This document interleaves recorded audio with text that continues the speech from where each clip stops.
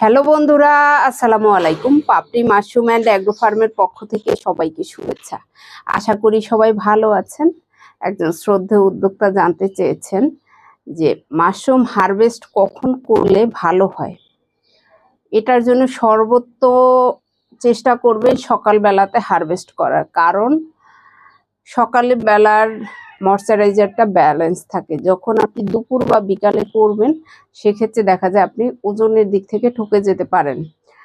প্রথমত আর একটা ভিডিওতে আমি জানিয়ে দেব কত ঘন্টা পূর্বে আপনি পানি স্প্রে বন্ধ করবেন। সেই অত ঘন্টা পরে একমাত্র সকালের টাইমটাই হয়ে যায় পারফেক্ট টাইম, কারণ আপনাকে একসাথে দুইটা কথা বললে কোনোটাই মনে রাখতে পারে না।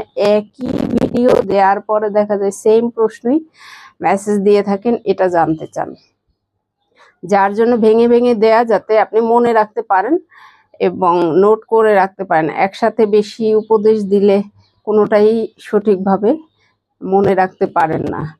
তো সকাল বেলাটাই হয়েছে, সূর্য গাঢ় হওয়ার আগে আপনি হারভেস্ট করলে ময়শ্চারাইজার ব্যালেন্স সঠিক থাকে, কিন্তু দুপুর বা বিকেলে দেখা যায় মাশরুমটা ওজনে হালকা হয়, শুকনা শুকনা একটা ভাব থাকে। যতই আপনি পানি স্প্রে করেন না কেন, হয় ভিজা থাকবে অথবা হারভেস্ট করার পরে 2-3 ঘন্টা পরে সেটা থেকে পানি ছেড়ে দিবে, কারণ সে নিতে পারেনি।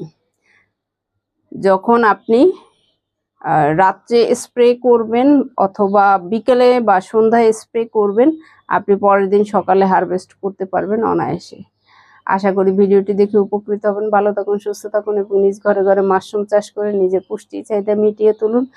এবং মাশরুম চাষ করতে গেলে আপনাকে অন্য কোনো কাজ বন্ধ করে, অন্য কোনো পেশা বন্ধ করে প্রয়োজন হয় না। আপনি যে কোনো পেশার পাশাপাশি আপনি মাশরুম চাষ করতে পারেন। ভালো থাকুন, সুস্থ থাকুন। আল্লাহ হাফেজ।